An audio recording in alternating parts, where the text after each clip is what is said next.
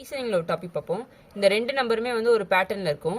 அந்த சேம் பேட்டர்ன்ல எந்த நம்பர் வருதுன்னு இந்த ஆப்ஷன்ல கண்டுபிடிக்கணும். ஃபர்ஸ்ட் பாருங்க, 56 8 15 இது 56 டிவைட் பண்ணுங்க 8ஆல. டிவைட் பண்ணீங்கன்னா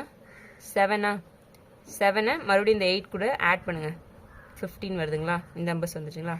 இதே சேம் பேட்டர்ன் தான். 32 16 18 which is equal to இந்த சென்டர் நம்பரை வந்து ஃபர்ஸ்ட் 32 சென்டர் நம்பரோட டிவைட் பண்ணணும்.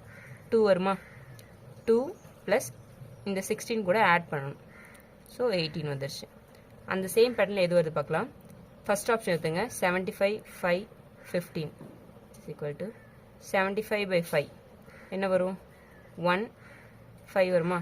1 5 ப்ளஸ் 5 வந்து 20. ஸோ இது வரல. அடுத்த ஆப்ஷன் எடுத்திங்கன்னா 70 5 13 70 divided by 5 is equal to 1 4 plus 5 இங்கே 19 வருதா? ஸோ இந்த ஆப்ஷன் கிடையாது.